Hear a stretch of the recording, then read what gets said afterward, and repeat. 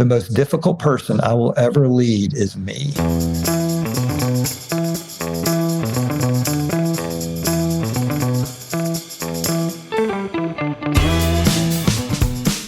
What are the secrets that drive the businesses you love or nonprofits you admire?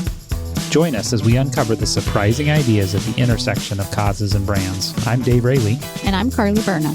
Each episode, learn from leaders of nonprofits and companies that will give you insights that you can put into action. This is the Purpose and Profit Podcast.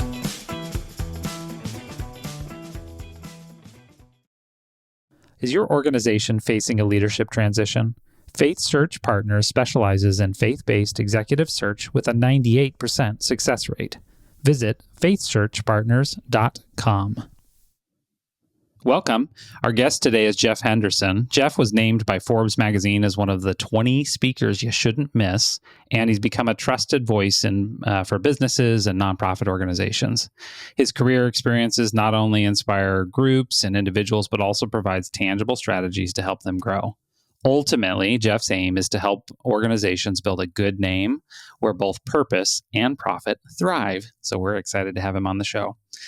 His best-selling book, Know What You're For, launched a movement in nonprofits around the world and has become a focal point for many businesses. He's worked for well-known organizations such as the Atlanta Braves, Callaway Gardens, Chick-fil-A, and North Point Ministries, one of the largest churches in America. While there, Jeff was the lead pastor for 3 churches over 17 years and helped launch North Point Online, one of the largest online ministries in the world, before coming back full circle to where he is today to lead at Chick-fil-A leadership innovation strategies.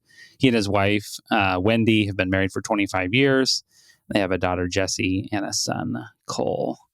Jeff, welcome to the show. Hey, Dave. Great to be with you. Yeah, excited to have this conversation today. First question, what was it like to work with the Atlanta Braves? Like, what was one of your favorite stories? So I grew up a huge Braves fan, and my first sports hero is Hank Aaron, the home run king. And Mr. Aaron actually worked 2 offices down from me. And so just to be able to work 2 offices down from your, childhood hero. And I'll never forget one night, this was 3 stadiums ago, right? This is Atlanta Fulton County Stadium where he hit that historic home run. And so I'm leaving it. The Braves were out of town. And so he was over the farm team, the scouting and all of that. And so there's only 2 cars in the parking lot. And I look over and there's Hank on my car and then Hank Aaron a little ways over. And I look over and he sees me and he just waves at me. And I'm thinking, oh my goodness, the home run king is waving at me. I mean, just so I was reduced to that little boy. In fact, when I was in elementary school, I believe, I borrowed the Sports Illustrated magazine that with him on the cover. I haven't given it back to them. That's been a few years ago. And I actually asked him to sign that in a baseball. And actually that magazine's over not too far from here in my office. So huge to be able to work that closely. We didn't work together. I was working in marketing. He was working actually in the baseball operations. But to be able to be that close to a childhood hero and for them to wave at you, that was pretty cool. Jeff, I don't know if you know this, but actually I am the huge sports fan of this podcast, and it is not Dave. And Carly. I am a big Milwaukee Brewers fan, but my dad actually had a Milwaukee Braves shirt growing up. And so we had a lot of discussion about where did the Milwaukee Brewers come from and their history of being the Milwaukee Braves. So I can relate to your story. So good. And being a Brewers fan, Hank Aaron in his career finished back with the Brewers, right? Yes. So that was, he kind of came full circle. And so whenever I see Milwaukee and the Braves play, that's pretty special. Yeah, definitely. So after the Braves, you went to Chick-fil-A. Can you tell us what you did there and what were some of the biggest challenges you faced at that time?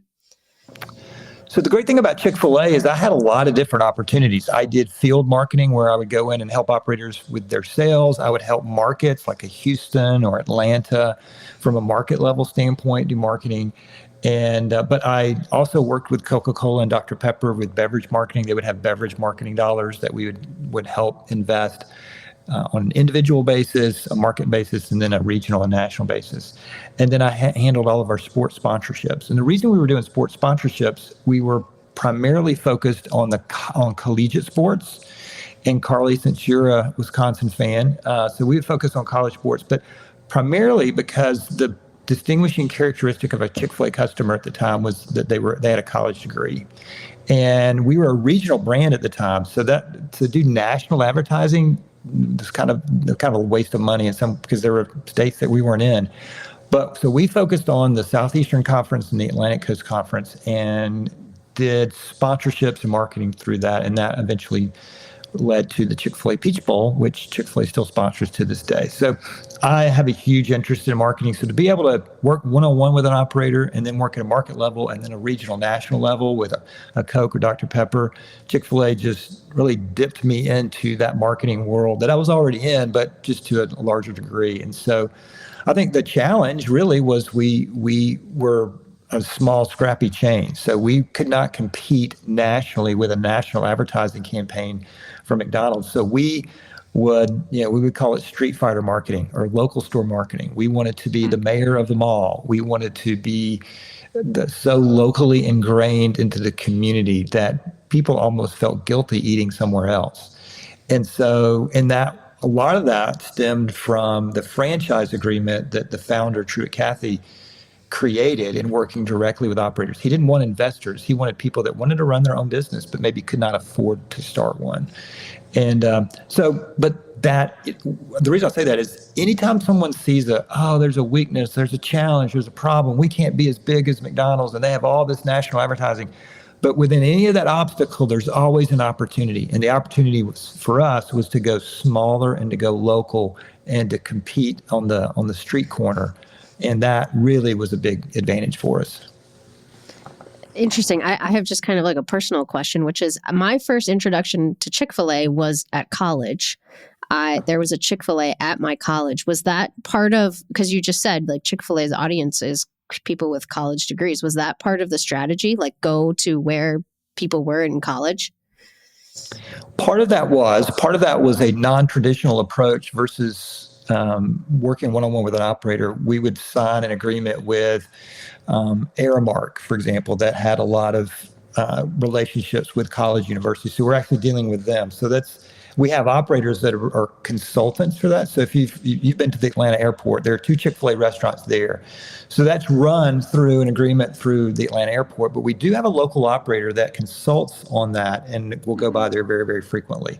So that was the kind of a non-traditional approach. The great thing about that is you could get into locations at a fraction of a cost as it would cost you to build a restaurant, a standalone freestander. Yeah.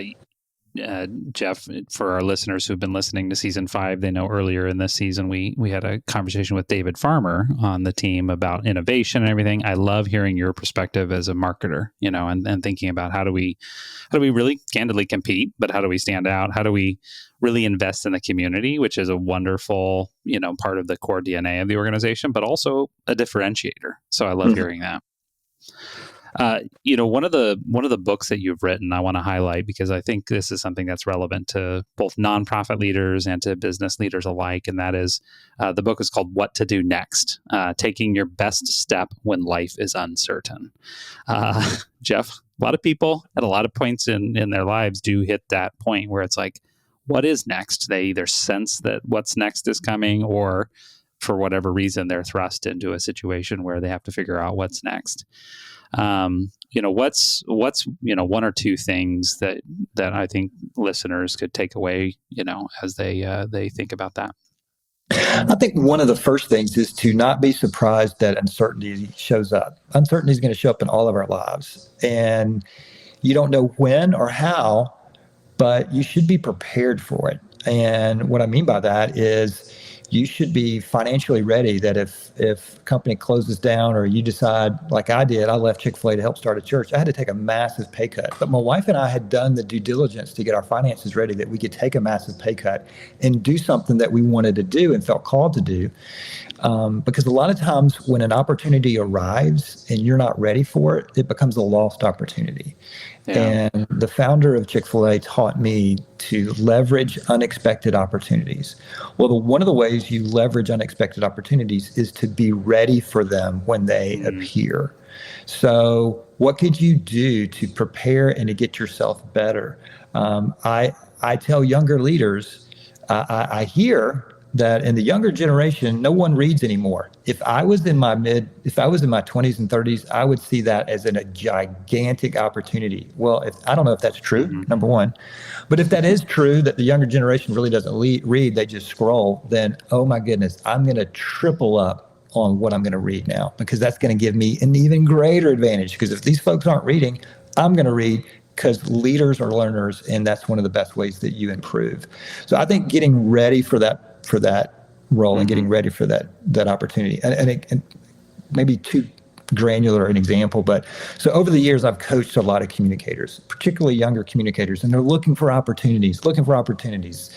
And I'll tell them, we can look at that, but let me tell you what you should do. You should go ahead and write that talk that you would deliver if you get that call. And my experience is, when you're ready, the phone call will appear or the email will appear. And when they do, you're that much ready. So get ahead of and anticipate uncertainty. It's coming. How can you sharpen your skills? How can you get better? The other thing, Dave, I would say is, don't let what you don't know rob you of what you can do. Uncertainty brings a lot of, I don't know what to do, and how's this going to work, and all that. There's all this uncertainty, and there's so much that you can't control. But I think so many people overlook one of the most important assets they have, and that's their contact list on their phone. And if they will leverage and add value to the people in their network on a consistent basis, that's one of the best things that you can do to help find what you want to do next. I mean, apparently we're all just 6 degrees of separation from Kevin Bacon, right? So if that's true, then we probably are only 4 degrees of separation from our next assignment. And should I post about the fact that I'm looking for an opportunity on LinkedIn? Yes, but that's not the first thing that you should do. Should you update your bio? Yes, but that's not the first thing you should do. The first thing you should do is to leverage your network, but don't wait. Add value to people. And when you show up and meet with people, bring a book, bring a gift, bring something, add value to them, and then ask the question, who do you know that I need to know? And will you contact them on my behalf? Those are practical steps that I can't tell you where they will lead, and I can't tell you they always lead somewhere, but they lead a lot better than doing nothing. Yeah. Perfect example, Jeff, by the way. And I love the open-handedness of that, because you generally don't know which opportunity will lead to where, and if you just have that kind of open mindset, I think that really helps. I mean, you and I met actually at a conference in Atlanta, and, you had just given that talk, and we're going to talk about it in a little bit on just vision carriers and vision casters, but it was such a powerful talk that I felt like, gosh, I don't know this guy, but our audience needs to hear this, right? And so you and I had a quick conversation, and ultimately that made sense. Hey, that might not have worked out, and that's okay, but to just be open-minded about what that is, in this case, you get a chance to bless our audience and people. And by the way, I totally recommend the book. So it's called What to Do Next. So if you're in that season, highly, highly recommend taking a look at that. Thank you. That was a really great lead-in, Dave. So Jeff, can you talk about what is a vision carrier and a vision caster, and what are those roles and how do they work with leadership? There's a lot, Carly, that I think nonprofit leaders can learn from business leaders. There's a lot that business leaders can learn from nonprofit leaders. So I've lived in both of those worlds and understand those worlds pretty well. But both of those worlds need vision carriers. But let's think about this from a business standpoint. I think we would all agree that the most powerful form of advertising in the business world is, and this is true in anywhere really, is positive word of mouth advertising. That if I told Carly that I have the best hot dog stand in town, so she comes to Atlanta and she goes to Jeff's hot dog stand and it's a terrible experience, and she posts on Yelp that it was a terrible experience. Well, I've lost an opportunity to have a vision carrier, and she has more credibility than I do because I'm biased, right? Because a business in today's world, a business is no longer what it tells customers it is. A business is what customers tell other customers it is. But if you come to my hot dog stand, Carly, and go, oh my goodness, the service was amazing, the restaurant was clean. Actually, I was surprised to find a great hot dog in Atlanta. I thought you had to go to New York, right? Or Wisconsin. So, oh my goodness, that was amazing. Well, when you post that on Yelp, or when somebody says, hey, I'm going to Atlanta, oh, let me tell you the place you need to go. You need to go to Jeff's hot dog stand. You've become a vision carrier for me. What I mean by that is you are now carrying my vision to people that I don't know that you know. And that's priceless.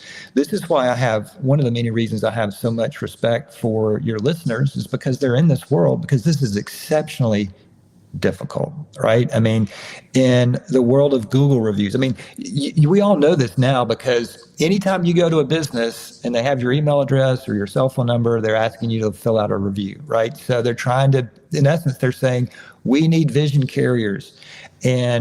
But a vision carrier isn't just telling people about your organization, about what you're trying to solve and what you sell and what you are. When they carry that vision, they're casting that vision to their circle of influence. So I've launched 3 churches in the Atlanta area. And if you were to tell me, hey, I'll give you $5,000 to advertise, which I would love to do, because I'm all for advertising. This is not a downside I'm not trying to negate advertising.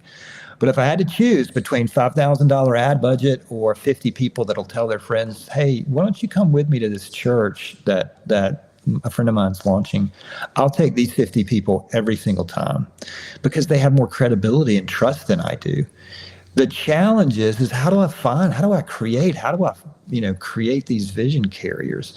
And that's what I wrote about in my first book. Vision is it's like a bucket of water, and the more there are words, the more the words fall out. And so, what do you want to be known for? And it can't be a 17-paragraph mission statement that we came up with on a retreat 12 years ago that nobody can recite or remember.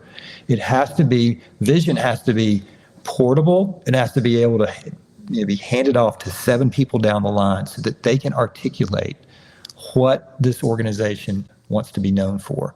And when you do that and you equip the vision carriers with vision and language and resources, then you have, in this case, 50 vision carriers times how many people that they are influencing. And it's that easy and it's that hard. I should say it's that simple and it's that hard, because there's nothing about that that's easy. But that's the goal. And I don't care if you're a business, a nonprofit, it really doesn't matter. You need vision carriers. If you want your vision, if you don't want your vision to go anywhere, then don't do any of this. But if you want your vision to stick, and if you want your vision to progress and to go forward, you can't have the vision limited to you. The reason a lot of organizations get stuck is because the vision is relegated to one person. And when they don't communicate vision, no one does. And that's a recipe for when vision dies. So who casts the vision, and how do you then get the vision carriers to believe in that vision? I think there's obviously a leader that casts the vision, but it's got to be in a way that everyone can take what the leader, what she is saying about, here's what we want to be known for. And then they can remember it, it's sticky, and then they can begin to communicate it. And then at that point, everybody is responsible. So I would tell the teams I've led, hey, I certainly have a responsibility here to serve you and to serve this organization as a leader. But I am not the primary or the only vision caster here. We're all vision casters. So, one time I told our receptionist, I said, you're one of our best vision casters. And she said, oh, I would never get on a stage and speak. That's the last thing I would want to do. I said, well, okay, that's a part of vision casting, but what you're doing, answering the phone, welcoming guests, responding to emails, You're casting the vision by who you are, by how well you treat and serve them, by how great you're doing your job. You're a vision caster and a vision carrier. So we all carry the vision. That's why I encourage leaders to do a vision inventory, to walk around, or you can do this virtually too, and to ask them, hey, I just have a question for you. And this isn't a pop quiz. I'm just kind of interested in your perspective. What do you think we want to be known for? And just be quiet and see what they say. And if you get consistent answers and they're memorable and they can, recite them, that's awesome. If you get some confused looks, or if you get good answers, but they're all different, then the warning light on the dashboard should be blinking, because everybody should be able to communicate the vision of the organization.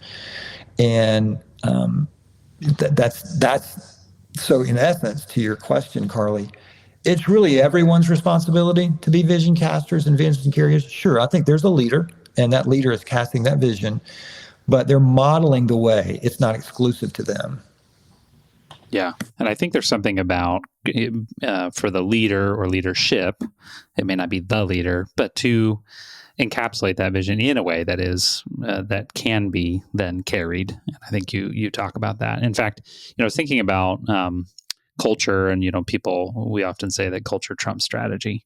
Jeff, I was just with a client in Chicago this last week, and when I mentioned that we were interviewing you, she was like, I worked at one of the local Chick-fil-A's in the Chicago area, and she apparently had been 5 years, but she said, I still speak in we language when I talk about Chick-fil-A. I thought, wow, what an example of culture trumping strategy. So how can a nonprofit invest in building a strong culture even with limited resources? That's a great question, because I would love to take away the question or the statement from nonprofit leaders that says, I just don't have the money for that. Because here's what I would tell and I know this is easier said than done, and this probably sounds like I'm a mean person, and maybe I am. I don't know. I don't think I am. But if you need the money, let's go find it. And the problem is we don't really ask people for money anymore. We'll send out emails, we'll post something on Instagram. But when's the last time we've sat down with somebody and said, here's my vision, will you help me? And be quiet about it and go, okay. And I'm not saying you're going to get $1 million check in that one, but don't listen to that excuse. Well, if we had the money, if we had the resources. I used to tell the nonprofit teams I had, there is no such thing as budget cuts around here. That doesn't exist. Let me tell you what exists. What exists is we didn't raise enough money. That's what exists. That's reality. Because if we did raise enough money, I'm not saying if we raise the money, we're going to throw this money at every idea, but budget cuts the only reason budget cuts exist is because we didn't raise enough money. And I know that's easier said than done, but and if there's a listener that kind of wants to push back on that, I totally understand that. And you got good reasons for that, and I could be completely wrong. But I would encourage you, just don't listen to the excuse for a day, and ask yourself, if that crazy guy on the podcast is right, what would I do if he were right? And do that, figure it out, and go raise the money. And so again, easier said than done. But now, if the money's not coming in, then part of that, I would say, well, is your vision clear? Is the problem that you're trying to solve? Another question to ask is, what is the problem we're trying to solve? And why are we the ones to solve it? Some organizations are solving the right problem, but they're just not the right organization. They don't have the right strategy to solve that. All right. So this has to be a good investment. So I would, when it comes to fundraising, I would encourage you, ask the question, will you help me? And my experience, you're going to get 3 answers. You're going to get yes, you're going to get no, or you're going to get I'll pray about it, which is also no. Okay, but that's okay. My responsibility is to make the ask. It's their responsibility to provide the answer. And when I push nonprofit leaders a lot of time, and I'm like, okay, really tell me, how many people in the last 2 weeks have you asked for money? Not an email, not a year, the end of the year campaign, but you sat down with them or you got on a virtual call with them and you asked them for money. If you haven't done that in a while, then we need to get on that. And so, but I would also tell everybody on our team, hey, I'm leading the way on fundraising, but we're all in the fundraising business.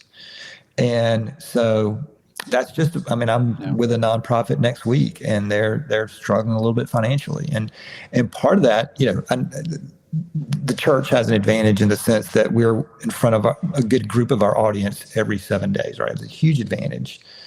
But the secret there is automated giving. I think for nonprofit leaders, if you can figure out a way to get your donors to automate their giving versus waiting for year-end giving or waiting for a golf tournament or a fundraising dinner, which I'm all for, but automating their giving is a game changer from a nonprofit standpoint. And I'll say this, there are a lot of people that participate in your organization that are automating their giving to their local gym membership, but they haven't to you.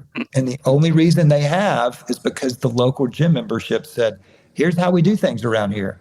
You automate your giving here. So they've asked, here's how this works. So I would encourage our nonprofits to just for a moment, take the excuse of, I just don't have the resources. The other issue is, I don't have the time. Well, when a nonprofit or for-profit, for that matter, when they put culture on default, it never leads to a healthy place. It has to be something that's intentional. So fundraising and culture building is very, very intentional. And there are nonprofits that do this exceedingly well, and no wonder they get the results that they're getting, because they've got a fundraising strategy and they've got a culture building strategy. And so at nonprofits, I think we're just as good of a leaders as the business world. So let's just not fall prey into I know they've got more resources than us, but it goes back to the Chick-fil-A McDonald's thing. I mean, any organization, with the rare exception, maybe Apple, maybe Google, maybe Microsoft they can't use the excuse that somebody else has more money than us. At Chick-fil-A, we could have said, oh, McDonald's has more money than us. We didn't want to do that. We're going, you know what? We can outthink them. We can't outspend them, but we can outthink them. And so I think that's a good strategy for nonprofits as well. If you're in nonprofit fundraising, chances are you're juggling multiple software tools, a CRM, a marketing platform, data solutions, and more. Managing this patchwork of systems can be time-consuming and frustrating. Enter Virtuous, the complete enterprise-grade platform that unifies your CRM, marketing, fundraising automation, and analytics. With Virtuous, you can streamline your operations and build deeper, more personal donor relationships that drive increased giving. Learn more at virtuous.org. Yeah, I love this idea of just asking. I imagine that if a nonprofit had a major donor and you went to them and said, hey, we really need to work on our culture and we need $10,000 to do X, like you could convince that person to see that vision and how impactful it would be on the organization. So I think that's a great takeaway. The other thing I wanted to mention is you've talked a lot about the idea that if your vision exceeds your resources, you're on the right track. So can you talk about, like, when that happens, how do you approach solving that gap between your vision and your resources? Think about the opposite of that, Carly. If your resources outpaces your vision, and there are nonprofits out there where their resources have outpaced their vision. And I know we would all look at that and go, well, that must be a wonderful life, right? And it is for a moment. But then what happens is there's an old principle that says, without vision, people perish. And that's true not just for people, it's true for organizations as well. And if there are a lot of nonprofits out there in the world today that are sitting on billions and billions of dollars of real estate, and yet their vision evaporated long ago. And they're kind of zombie organizations. They're dead, but they're kind of walking around, but they're not really thriving like they used to. So if I had to pick one, resources more than vision, or vision outpaces my resources, I'll take the vision outpacing my resources. The challenge is you can't stretch that too much, like a rubber band, it'll eventually snap, right? So I've got to shrink the gap. But what I've discovered is when you shrink the gap and your vision, and now you've got resources for your vision, if your vision is compelling, what happens is your vision increases. So it's a never ending game, which is good. But so I think there are some things that we've talked about, as we just mentioned. Will you help me? Who are you asking? Who are your vision carriers, and how can they help recruit more people to giving? I've mentioned year-end giving. I'm not down on year-end giving. I think it's helpful. But what is your year-end giving strategy? And it actually has to start way before the last week of December. It really needs to start the first week of October. And there's lots of different reasons for that. But a lot of well-resourced people are making their year-end giving decisions not the last week of December. They're making it in October and November. So, and there's a whole email strategy we could talk about, but there's some things that you can do. But part of it is just the awareness of what am I going to do today? And if I could help nonprofit leaders exchange the worry to action with what did I do today to raise money for my organization, and let that question just bother you. And if you get to the end of a day and you go, you know what, I'll be honest, I don't think I did anything today to raise money for my organization. Okay, that's actually a good step, because at least you're honest. You looked at it and you said, I didn't really do that. But tomorrow's another day. And so what can I do? I'm going to make a post on Instagram. I'm going to write an email. I'm going to call a donor. And I do think, though, saying thank you without a request is a powerful thing to do. And so I would write 3 thank you notes a day in my nonprofit world. I would write 3 thank you notes a day. And it didn't have a card in there that said, hey, could you contribute to this? And I'm not saying, again, I just got through saying we need to ask.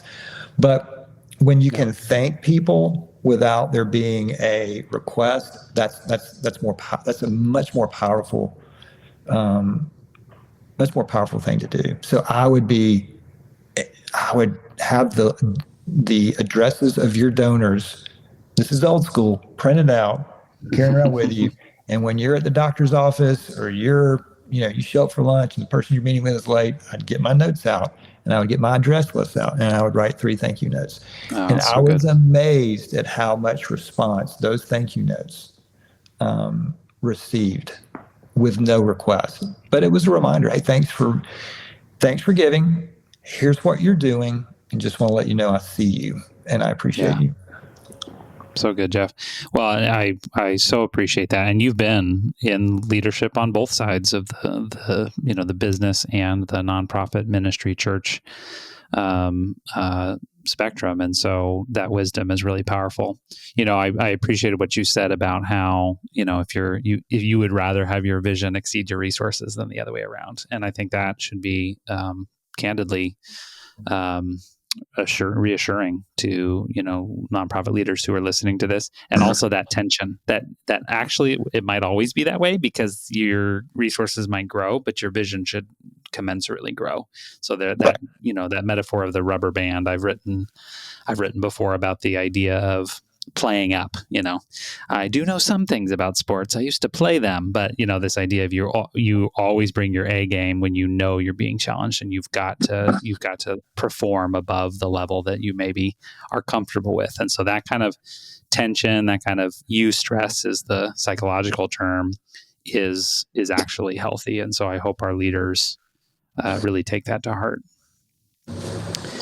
So we're going to close shortly with our lightning round we always like to go to. But before we do, Jeff, you've got both business and nonprofit leaders listening to the show today.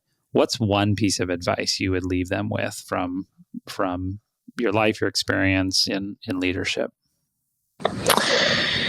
So I would go back. I'll build off something I said earlier, that I think getting everyone around the question, what do you want to be known for, is really, really important in that vision inventory. But then the second question I would ask is, what are you known for? And there's probably a gap there, and because there's no perfect organization. So what you have to do at that point is to shrink the gap between what you want to be known for, that's your vision, and what you are known for. It takes courage to go and ask the people that you're serving, your customers, donors, whatever, hey, here's our vision. Are we living up to it? And a lot of leaders get too busy. They don't really do the due diligence to do the hard work to go, what are we known for? Because is our work taking us to where we said we wanted to go? And then you have to, at that point, to shrink the gap between those two questions, you have to be for four groups of people. You have to be for the customer, and however you would define the customer. You need to be for the team. You need to be for the larger community, and then you need to be for you. You need to be the best. And I would say this is probably the thing I would land on, Dave. The best gift that you can give your organization is the best, most emotionally healthy leader you can be. And honestly, you don't have control over the economy. You don't have control over the election. You don't have control over a lot of things. And you really don't even have control over this. But the most control that you have to some degree is your own emotional health and your own leadership. And the most difficult person I will ever lead is me. And I can't leave my self-leadership to chance. It has to be by design. I have to anticipate uncertainty. I have to anticipate interruptions, and I have to have a plan of how am I going to lead myself this week. So are you a leader worth following? But to do that, you've really got to lead yourself. And I would leave everyone on that. How well are you leading yourself? And not that you have to do it by yourself. You should have a team around you. I have a couple of counselors. I have a small group. I have people that I'm meeting with tonight coming over to the house. So all of that's really, really important. But at the end of the day, it's me deciding that I've got to lead myself, because that's the best gift I can give the organization. Yeah, that's great advice for a nonprofit or a business. Just thinking about how to lead yourself each week. Thanks for giving us so much great content. I hope our audience had a lot of takeaways from that. But like we end every podcast, we want to do a little lightning round. So you haven't been prepped for these questions. These are just first things that come to your mind. So I'm very nervous. Start. Don't be nervous. We'll start with, what did you want to be when you grew up? Oh, an NBA basketball player. Oh, nice. Well, who was your favorite team? So I still like the Atlanta Hawks. North Carolina Tar Heels were my college team. I'm a Georgia Bulldog, but we're not very good in basketball. So, but definitely in football. But yeah, wanted to be a basketball player. Okay. What is your favorite podcast to listen to? This one. Besides this one. I kind of bounce around a little bit on podcasts. I'm currently listening to a podcast called Founders, and it's the author basically reads books that he's read, but it's interesting biographies of, and I learned so much from biographies and from history, and so that's what I'm really leaning into. Okay. Currently. What about any recent books or that you're reading or currently reading? So I would encourage, if people aren't familiar with Goodreads.com, that's a really cool place, because I actually list all the books I read with a little bit of notes. So that's great. I really enjoyed the Elon Musk book by Walter Isaacson. It was a really good read. Obviously, he wrote Steve Jobs, which was fantastic. Just finished a book called Same as Ever, which is talking about the things in life that will not change. Reading Coach K, his book that he wrote a few years ago. I'm not a Duke basketball fan, but I have huge respect for Coach K. And I try to read one novel. I can get too nonfiction-y if I'm not careful. Yes. So I'm reading a book called The Nightingale about the close, and just beautifully written, but horrible World War II. Just it's tough. So, but I like to try to read a little bit of fiction so that I don't get too stuck in nonfiction. Yeah, I also read a lot of nonfiction, so I understand. What show are you binging on your preferred streaming platform? So this is where I get nervous, and I get nervous because I'm like, gosh, he is so boring. but I really don't do that. I guess the thing I binge watched the most recently was the U.S. Open tennis. I'm a tennis match fan, so I'm really trying to read and write more at night versus binge watching. And how embarrassing is that? But that's kind of I'm not really binge watching anything. Not embarrassing to me. There's so many shows. It's kind of feels like all or nothing some days. Right, you know what I mean? Right. Okay. What app do you use the most? Oh, probably my email app. I hate to say that, and probably my text app. And the other one would probably be LinkedIn. Yeah. And lastly, what refreshes and refuels you? So I just got a Peloton not too long ago. So I after we're done here, I'm going to go work out. And so that just helps me just kind of refresh. I'm intrigued by the fact that many of my better ideas come after a workout. And so I just think there's something to this refresh. Another book I just recently read, Juliet Funt, A Minute to Think. She talks about just these brief moments of pulling away. And sometimes I think we feel guilty, particularly nonprofit leaders, like, I'm on the clock, whatever. And that's true. I get that. But that pause and allowing your brain to pause or work out or go for a walk, it's very strategic. So if I could give your listeners permission, if they needed it from me, to go, hey, go take the walk. Go outside for 5 minutes and take a walk and come back in. I bet, particularly when I get stuck on a problem or I can't figure something out, I'm like, okay, instead of hitting the wall, I'm going to go for a walk. And it's amazing to me after a walk, workout, how I can see it better after that. So good, Jeff. Well, that ties back to your earlier comment about the hardest person to manage or to lead is yourself. And you've given me permission, by the way. There have been times, including even now, where it's like you can just feel really thin. You're just like too many plates spinning or whatever, right? And just the permission to, to step back and to reflect, I think is really powerful. So Jeff, thank you for being on the show. This is such a blessing. And we really appreciate you. Thanks, Dave. My pleasure. Thanks, Carly. And for our listeners, we hope you've been encouraged and challenged today, that you've learned something new and that you can take that into your life and leadership. Have a great day. We're grateful for our partners this season, including Virtuous, a software company committed to helping nonprofits grow generosity, Faith Search Partners, an executive search firm specifically for faith-based organizations, and Imago Consulting, an advisory firm that helps nonprofits and businesses grow through innovation. For more episodes, find us wherever you get your podcasts and be sure to subscribe so that you're always up to date. Would you do us a favor? It would be great if you would rate the show and leave us a review. Your feedback is so valuable to us. Follow the show on LinkedIn, or you can reach us at our website at purposeandprofitpodcast.com. On the site, you can also sign up for our email newsletter to get updates whenever we launch a new episode. Thanks for listening.